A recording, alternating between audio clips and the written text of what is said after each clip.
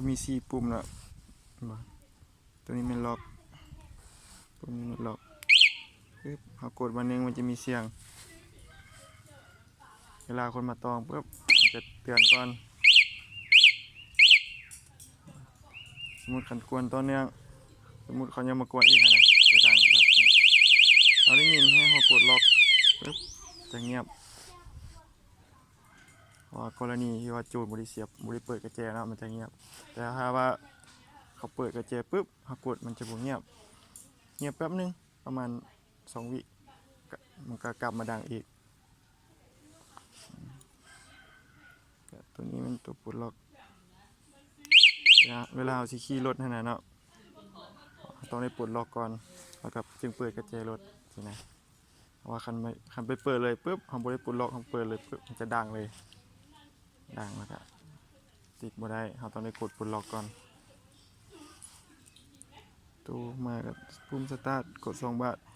กดต้องเน้นๆหน่อยนึงเพราะบางทีเขากดให้ไฟมันขึ้นขนาดมีไฟแล้วถ้าสีดับก็เพราะว่าเขามาดับมินิบ่ได้เลยบ่เดี๋ยวบ่ได้ต้องดับมินิกดล็อกจะดับหรือว่าเจ้าสตาร์ทจากรถเนาะเราสามารถดับอยู่นี่ได้คอมเมนต์เราสตาร์ทเองไม่ให้กดปุ่มกดล็อกปึ๊บมันจะดับแต่ว่าถ้าโจรสตาร์ทไปให้กดล็อกอย่างเดียวให้กดบีบอย่างเดียวเนาะล็อกอย่างเดียวล็อกปึ๊บเพราะว่าบางทีเราลืมล็อกเนาะเขาจอดเลย4 คนมาลักไปขี่ไปประมาณ100 เมตรคอมเมนต์โจรแล้วให้กดล็อกปึ๊บมันจะดังประมาณ5 วิเขาขี่ไปน้อยนึงละจากจะดับอันนี้มันก็ดังเตือนอยู่นั่นแหละจนกว่าเขาจะปลดล็อกจะเงียบตัวนี้ก็ปุ่มซอกรถเนาะมุมนี้แต่ตัวนี้เขาเสียบกระเจียอยู่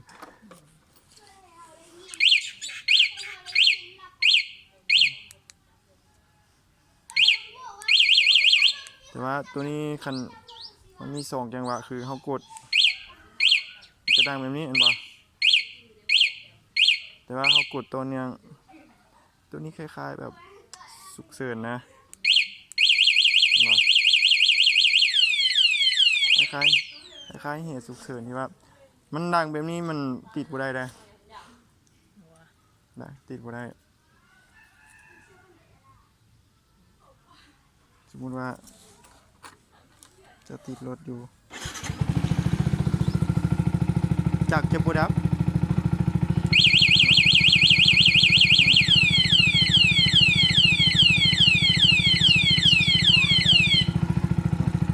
คล้ายตัวนี้คล้ายๆใส่แบบกรณีว่าเกิดเหตุฉุกเฉินกับเขานะมีโจรแบบขี่นำเขามาฮะนะเราอยากขอความช่วยเหลือฮะนะแม่นะขอความช่วยเหลือแบบฉุกเฉินฮะนะ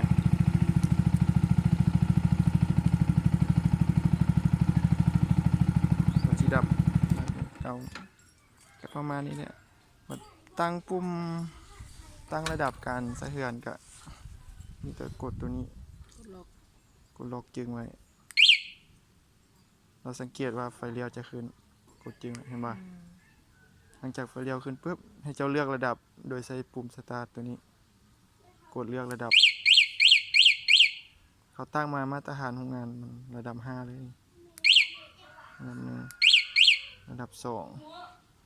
สมมุติเจ้าเอาระดับ2นะเจ้าก็กดล็อกตัวนี้แสดงว่าเขาตั้งระดับ2แล้ว155อันไหนแหงตู้1นี่จะแข็งสุดแบบต้องให้มันดังรถเหรอต้องกวนแห้งๆนะต้องกวนแห้ง5มันอ่อนสุดพอสุดไปต้องนึงแล้วมันดังรถเหรอมันก็ขึ้นกับอันนั้นเลยแบบการสัมผัสเมื่อเขาติดใส่โกบเหือนมันเนาะแล้วเขามานั่งสิเมื่อมันอาจจะบุกจุดเขากองกันขโมยนะคือตัวนี้ค่อยติดที่นี่เวลาคนมานั่งปุ๊บมันจะดังเลยเพราะว่ามันอยู่ไกลกับจุดแล้วคนมาตวงข้างหลังโมยอย่างสิ มันก็เขาตั้งซะมีคันเขาจูงค่อยๆนี่บ่ด่างได้จูงค่อยๆแบบ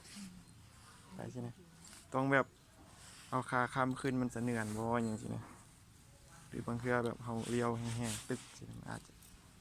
มันก็ล็อกคอล็อกอย่างนั้นเนาะ